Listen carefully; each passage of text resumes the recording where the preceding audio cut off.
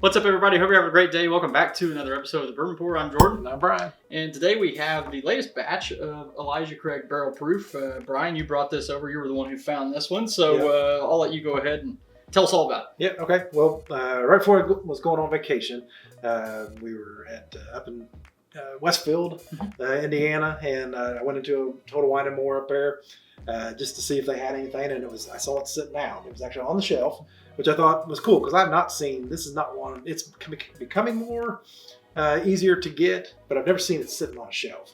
That wasn't like in a locked case or somewhere that wasn't just easy for me to walk up to. Right. So I grabbed it. I think it's $77 somewhere, so okay. decent price. Comes in at 118.2 proof. It's 10 years and 7 months. And the batch, obviously, we're reviewing the batch, which was A125, the newest one. It's a little late hitting our area. Usually is. That's kind of par for the course for us. A little funny story with this. I was going to visit my buddy out west in Utah, and I just got this. And I thought, oh, I'm gonna pour some in a I have a little travel thing. Yeah. So I poured like 2.5 ounces out of it, put it in there, took it, had a great time with my buddy.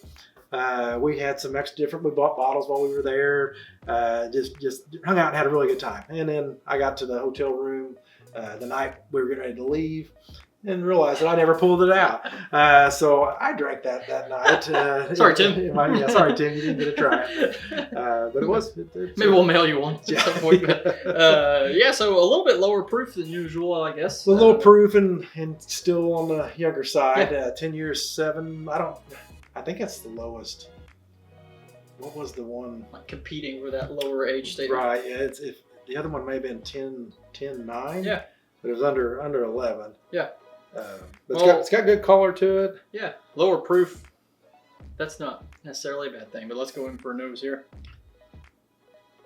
Classic bourbon. Mm-hmm.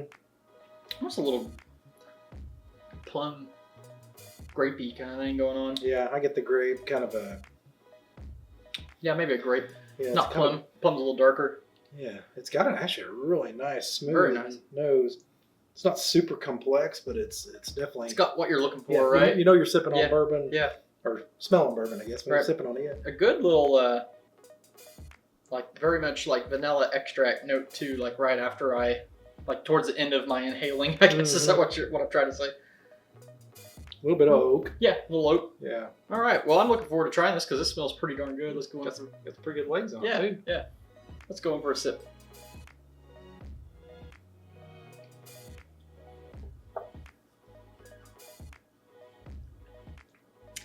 It's a little bit more caramel forward. Definitely caramel than most Elijah Craig Barrel Proofs for me. Little syrup. Yeah. It's very syrupy. It's very thick. Mm-hmm. It's almost like a maple syrup kind of viscosity to it. That was my first sip of the day, so that 118 proof does feel a little bit warmer. But I was actually leaning the other way. Yeah. That it didn't feel very hot. Yeah. And that was my first sip. Yeah, right. Second sip always, there's the adjustment, right? I do remember it having a little bit of a punch. When I tried it the other night, I really liked it. It's not in the running with some of the top ones they've had. Yeah. But I always tend to like, even if they're not the best, I still like them.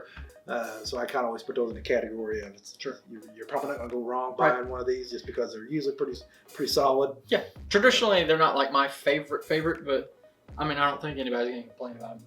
You can't usually go wrong. There's not much of a finish to it. If I had to kind of say what it was lacking. Yeah, and it stays up front. I did that taste. I did get a lot of proof or spice or something in the front part of my palate. And that spice note is really attached to I get that at the same time as the oak flavor. Mm-hmm. It's kind of like you said up front, maybe in the mid. There's a little toastiness to it too.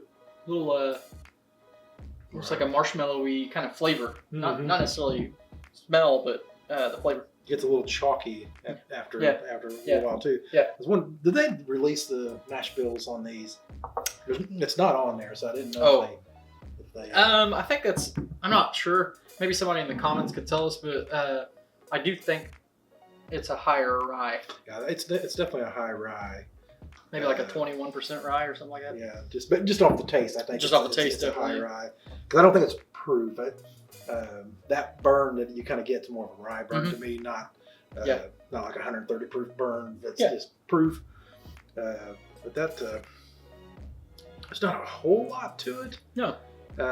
It's pleasant. Something I enjoy.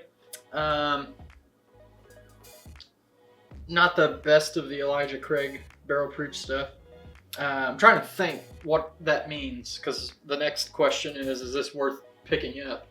And, we always say, or we just said that, these are usually, you're not going to be disappointed with them. Right. Are others better than others? For sure. Right. Everybody always seems to say that the A batches always kind of are lacking. A batch is probably the one I like the least. Traditionally, okay. Yeah. I've had two other, I have a 22A and a 24A. Yeah. And those I like better. I like the 24A was okay. This is good. Yeah. Would I be upset if this was in a different bottle and I paid $80 for it? No.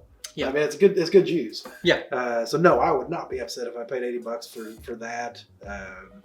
And is it going to be in our whiskey of the year? Probably not. Yeah. But then again, yeah, who we'll knows? have to put that to the test. Yeah. So this is it's got sweetness. Mm-hmm. It's got the carameliness. It's got a little bit of oak and a little bit of spice. That's what you're looking for. $77. That's quite a bit of money for a bottle, but I would be overly disappointed with that. Right. It's good. It's good on the nose. I'm giving that a thumbs up, I guess. I definitely. Like I said, now is it worth much more than that? Right. Right. No. And don't go. Don't do secondary. Right. For this one. And don't go nuts trying to track it down, I'd say. And if you do miss this one, I wouldn't sweat it. Right. Maybe that's a fair way to put it. Yeah. It might be one you could try at a bar. Kind of mid. Yeah. That's what the kids say. Mid. So anyway, all right. Well, I appreciate you bringing that by. Always good trying a new one. Always exciting to get these new batches, and a reminder that they do 3 of these a year. Right. So it's always kind of fun to. This one's obtainable. Yeah. Little hunting, but it's obtainable. Right. So that's one of my favorite bottles just because of that. Right. That if an average Joe wants to go try to find something that's allocated, right, you're going to be able to find that. Something unique, but it is accessible. So. Yeah. All right. Well, that's all we're going to talk about for this episode. We're going to end this one the same way that we always do, and that is when you're with your family and your friends, always share your whiskey.